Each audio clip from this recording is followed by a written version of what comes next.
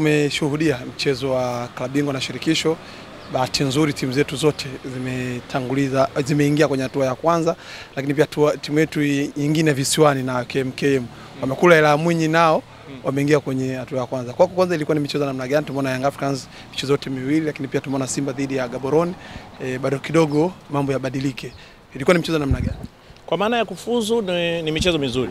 Ni michezo ambayo tukianza na Tanzania bara ni kwa 100% kwenye kombe la shirikisho na Champions League timu zetu zimesonga mbele.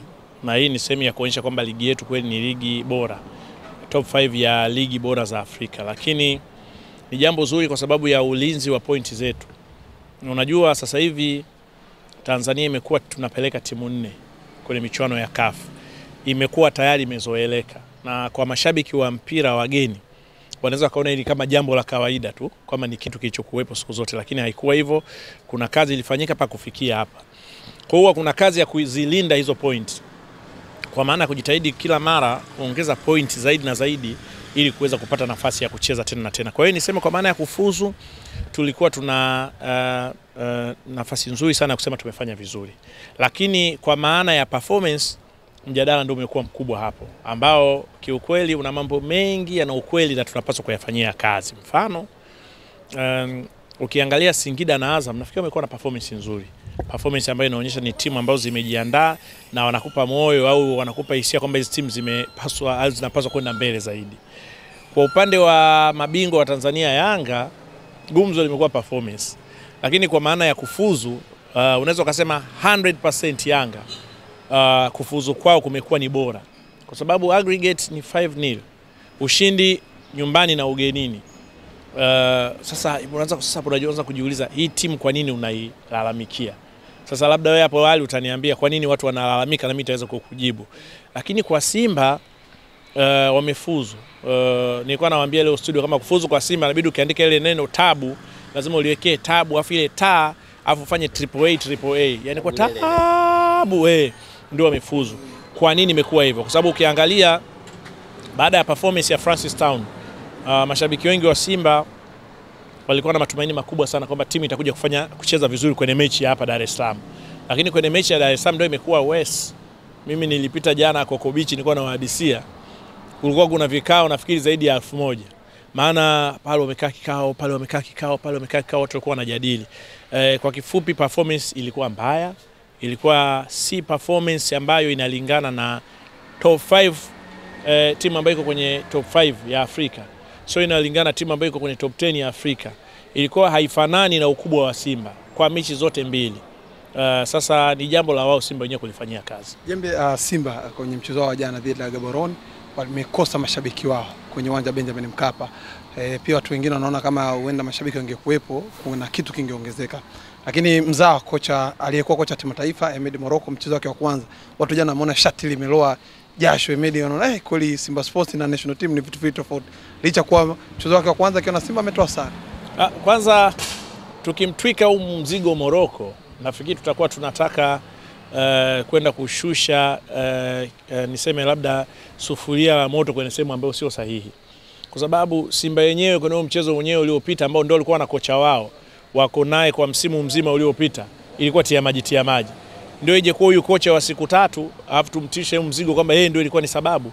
Mimi kwangu naona sababu ni wachezaji, kwa sababu kama unamzungumzia Morocco, hivi mchezaji anashindwa kukimbia akiwa na kocha mpya? Mchezaji anashindwa kukimbia kwenda kukaba kwa sababu ana kocha mpya? Mchezaji yuko na kipa anashindwa kufunga kwa sababu yuko na kocha mpya? Mimi sioni hiyo sababu kama ni ya msingi. Sababu ya Simba watazunguka na nini, lakini kuna vitu vya msingi vya kuvifanyia. Namba 1 kabisa ni kwa wachezaji wao. Wawaulize tatizo ni nini. Wawaulize kama kweli wachezaji wana shida waseme. Lakini kama hawana shida warudi kwenye uongozi na wao wajitafakari. Huenda kwa wachezaji hawa labda nilikuwa naongea na Mohamed Hussein hapa. Kuna kitu kimoja ambacho tulikuwa tunakijadili kuhusiana na namna wachezaji wa Simba wanavyokuwa na kambi yao. Yes, sio Mohamed Hussein huyu. Maana Mohamed Hussein kwa waandishi maarufu ni huyu. Unazungumzia wale wachezaji, kwa kuzungumzia wale waandishi. Kwamba wachezaji wa Simba inaonekana kama wako free sana. Sasa inawezekana kweli fitness wameitengeneza kule walipokwenda, afu wamekuja hapa watu labda hawakai kambini. wanatoka wanavyotaka, inawafanya fitness inapotea. Kwa hiyo unakuta inakuwa ngumu kwao kupambana. Lakini hata mimi nitajiuliza kama hiyo itakuwa ni one of the reason, tutasema wachezaji wanawezaje kujua kama wana mechi muhimu ya Champions League alafu wakaenda labda kufanya mambo ya starehe. Sasa sijui, kwa hiyo ni swala kati ya uongozi na wachezaji wao wakae wajaribu kutafakari. Nimefurahi nimemsikia Ahmed Ali, ingawa mbele kidogo ajaribu kutetea inawezekana kazi yake, lakini amesema mbele ya wale mashabiki wa Coco Beach pale kwamba jamani, kweli tumefanyaje, tulizidiwa. Hiyo ndio njia nzuri ya kutaka kurekebisha mambo.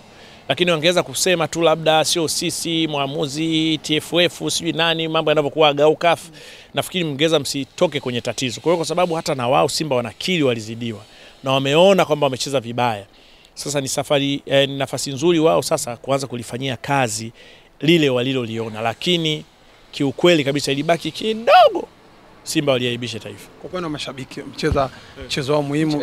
Mimi sioni. Hii sio mara ya kwanza kucheza bila mashabiki. Unakumbuka mechi moja wameshinda wakiwa wana mashabiki na performance ilikuwa nzuri tu. Ilikuwa performance nzuri tu na walikutana timu ngumu kabisa. Ubora wa Gaborone ni mzuri, lakini unaweza kulinganisha timu nyingi zilizokuwa kwenye group stages. Kwa hiyo nafikiri wasiweke excuses, kwa sababu mimi sioni tukisema kwamba ulikuwa unashindwa kukimbia. Mfano mmoja tulikuwa tunazungumza kuhusiana na Abraham Morris. Ukimwangalia mtu alikuwa anacheza anautaka mpira. Unajua hata mtu atatani, atakimbia, ataenda kutoa pasi, ataiomba. Lakini wachezaji wa Simba walipokuwa wanacheza utafikiri kule mechi ile ndio walishinda wao 3. Yaani wanapiga pasi watu wakiwa wamesimama, asilimia kubwa wachezaji wamejijengea kama kakijiji hivi, mnasemaga mnajicholea kijumba kile. Wao unapiga pasi, unamrudia mpira, anampa yule, alafu anaanza kutembea.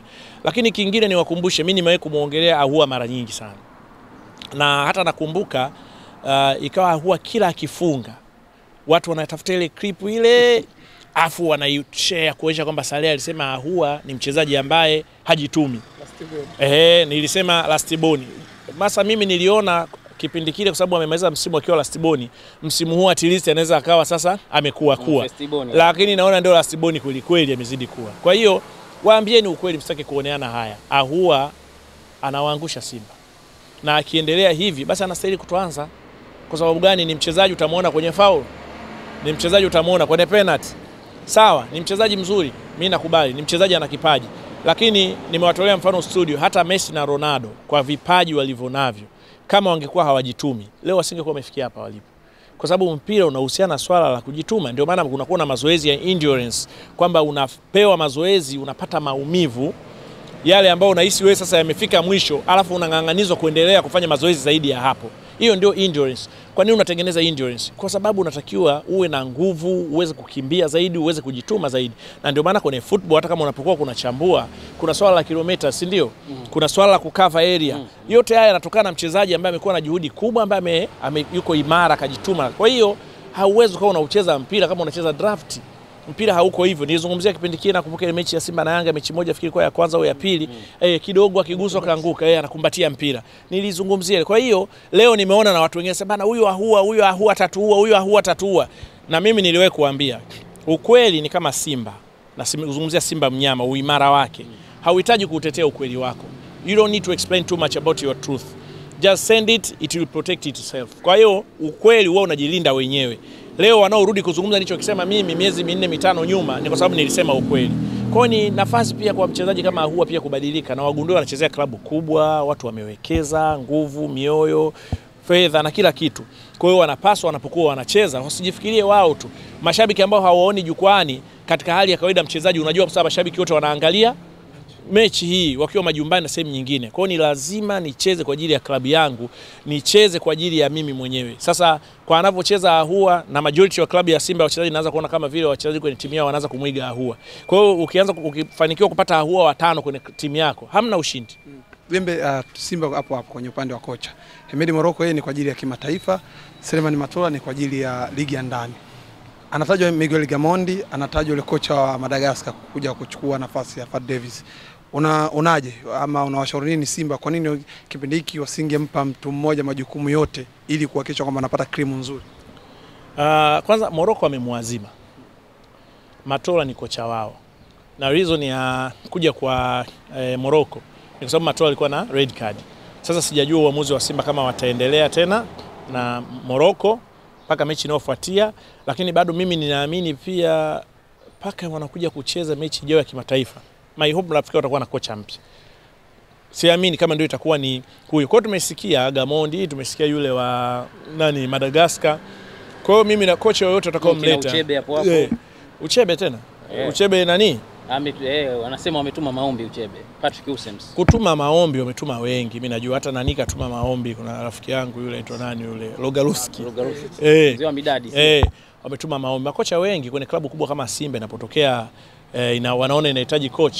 Makocha wengi sana wanatuma maombi. Hili ni jambo tu la kawaida kutuma. Sasa choice ya Simba sasa hivi inatakiwa ina utulivu sana. Lakini bado hata mimi ingekuwa ni suggestion yangu, ningesema Simba pia wanapaswa kupata kocha bora hasa ambaye ana uwezo kuopt kwa wepesi, au kocha ambaye tayari alishawahi kufundisha Tanzania, kwa maana ya mfano tumchukulie Gamondi. Kama ingekuwa anaweza kutoka Singida akaenda Simba, ingekuwa pia na kwao ni nzuri zaidi, lakini siamini mimi kama Singida wanaweza kumwachia Gamondi sasa hivi. Wana michuano ya kimataifa na wao wameshaanza kuona. Niliongea na Gamondi je. Anasemaje? Niliongea na Gamondi kumuomba interview, akanambia tunataka tuzungumze kuhusu Simba. Nikamwambia ndio, akasema nisubiri mpaka deal itapokuwa complete alafu nimtafute. Basi sasa maana yake itakuwa ni maelewano kati ya Singida na Gamondi mwenyewe. Mbona upande wa pili walimkopaga yule Mirudi Amdi walimchukua. Singida ipo kwenye mashindano, wakamwambia Mirudi njoo huko. Walimchukua kutoka wapi? Singida. Sasa si ndugu. Hata sio wamepewa soa jembe. Hawajapewa, wamemnunua. Ndugu shanga. Hawajapewa, wamemnunua. Hivi unajua hamnaga kwenye usajili. Unajuaga thamani ya soa ni shilingi ngapi? Hapana. Unajua mjasi. Ukisikia bei waliomnunua mpaka mimi nasema kwa nini wamemnunua bei. Hiyo tuliache kwa sababu mimi sio msemaji Simba. Kwa hiyo yani kwa kifupi ni hivi kwamba wale walikuwa ndugu wakapeana. Sasa na yeye Ali bana usema naibu njoo Global Mohamed Hussein njoo Jembe Sports, ni kitu cha kawaida. Kwa hiyo ndugu walipeana, mambo ya ndugu usiyaingilie, si ndio? Kwa hiyo Nabi Gamondi wanaweza kuwa ni kwa sababu wanajua ligi yetu, lakini pia ushindano, wanajua ushindano Simba na Yanga, wanajua Simba wanataka nini, desire ya Simba Yanga to win against Simba, lakini pia Yanga kufanya vizuri kuliko Simba, Simba kufanya vizuri kuliko Yanga. Kwa hiyo haya mambo wanayajua na wataweza kuwatreat wachezaji wao kwenye that way kwamba hatukubali kushindwa na fulani au tunataka kufanya vizuri zaidi ya fulani. Kwa hiyo kwa kocha mwingine akija kama ni mgeni kabisa, anatakiwa kuja kuwa kocha yule ambaye anaweza kuopt hiyo hali kwa mapema sana, kwa sababu unaweza ukaja siku 2-3 ukajikuta umeondoka, kama nimeona ndugu yangu nani huyu kocha wa Yanga